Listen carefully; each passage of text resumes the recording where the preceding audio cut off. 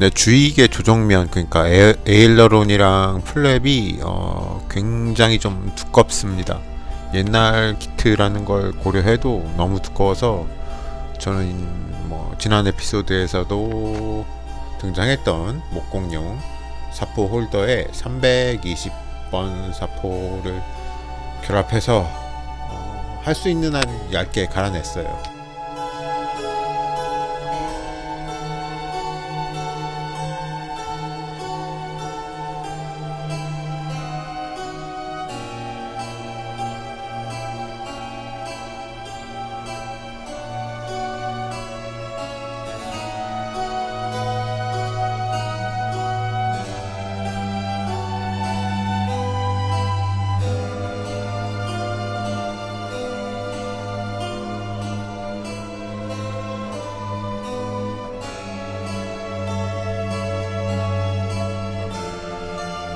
주익 상면에 수축이 좀 많은데 퍼티를 발라서 수정을 해줬고요.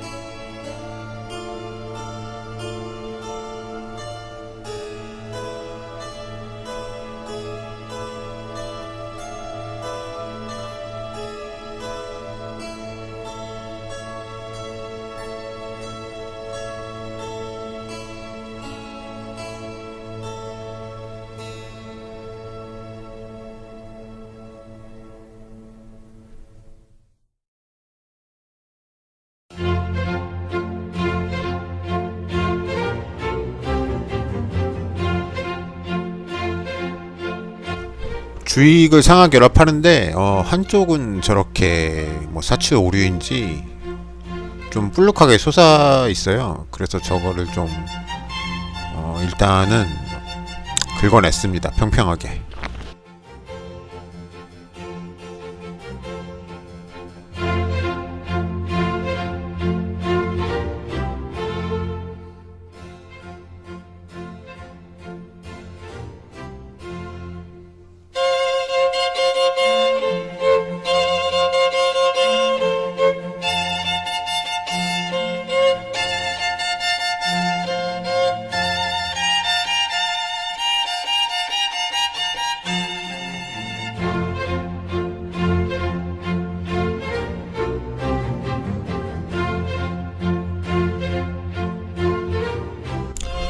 네, 여기는 좀 설명이 필요한 부분입니다. 이 주익 상면 파츠가 약간 이렇게 말려 있어요. 그래갖고 동체랑 결합이 굉장히 좋지가 않은데, 그래서 좀 조립을 쉽게 하기 위해서 구멍들을 좀 여기저기 뚫어줬는데요. 이제 부품에 가해지는 그 힘이 있잖아요. 그거를 좀 더 부드럽게 만들고 내구성을 좀 떨어뜨린다고 해야 될까요? 예, 그런 효과를 노리려고 구멍들을 좀 크게 좀 뚫어주고 잘라낼 부분들을 좀 잘라내고 이런 작업들을 해줬습니다.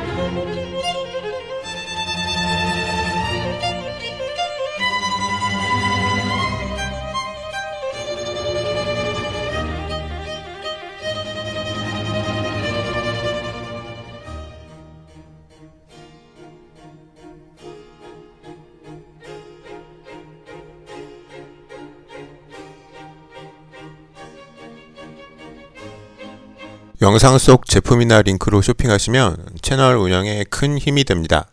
다른 물건을 사셔도 좋고 여러분께는 추가 비용이 전혀 없습니다.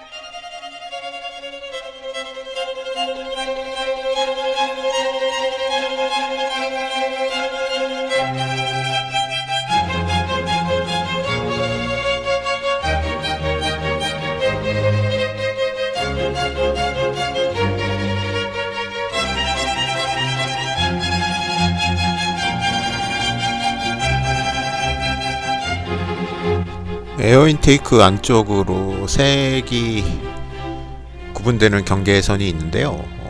그걸 도색하기 위해서 일단 먼저 미리 마스킹을 해 두고요. 에어 인테이크 폭이 굉장히 좀 협소해서 마스킹 테이프를 여러 개로 잘라서 하나씩 차근차근 마스킹 해 줬습니다.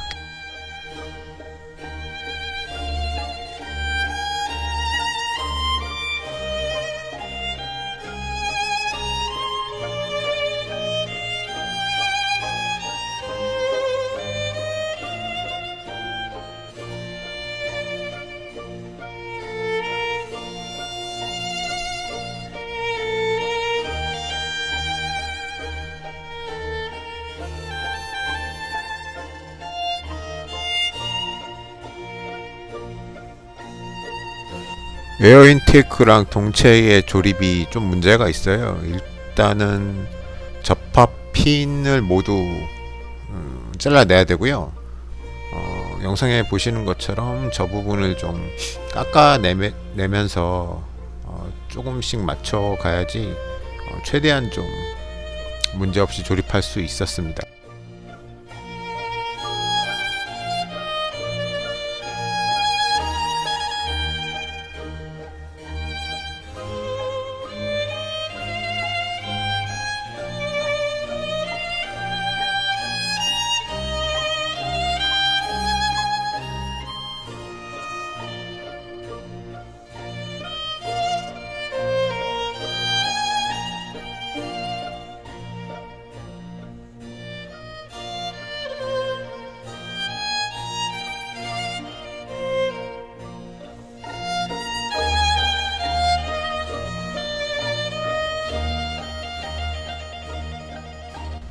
그래도 뭐 틈이 생기는 건 완벽하게 막을 수는 없었고요.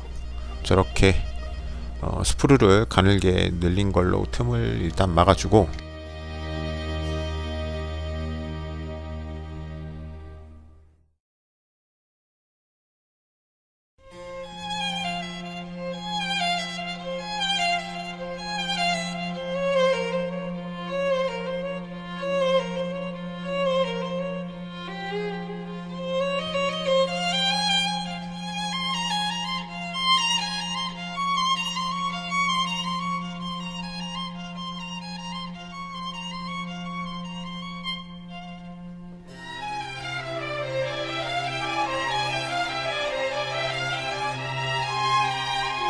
에칭톱으로 패널 라인을 파준 다음에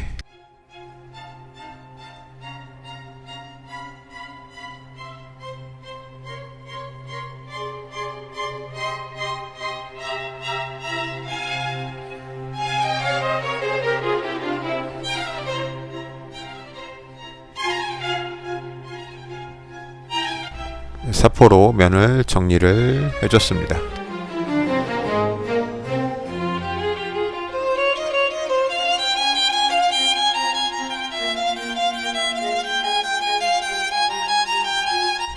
동체랑 생기는 틈 같은 경우는 일단 아크릴 퍼티를 발라놨고요.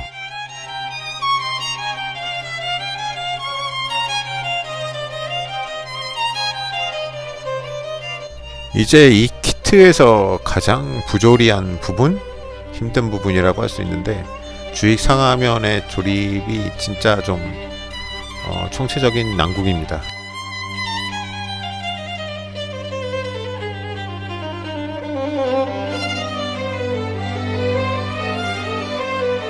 두께도 두꺼울 뿐더러 틈도 많이 생기고요.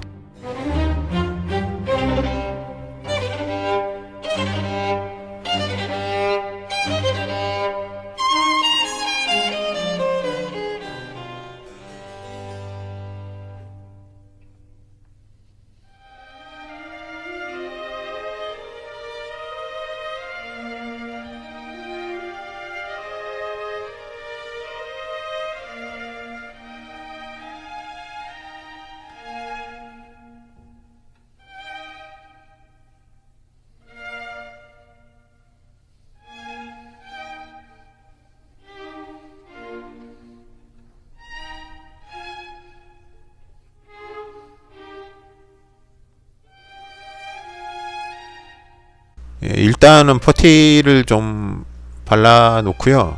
완전하게 굳으면은 면을 샌딩할 생각이고, 좀 많이 고통스러울 것 같습니다, 이 부분.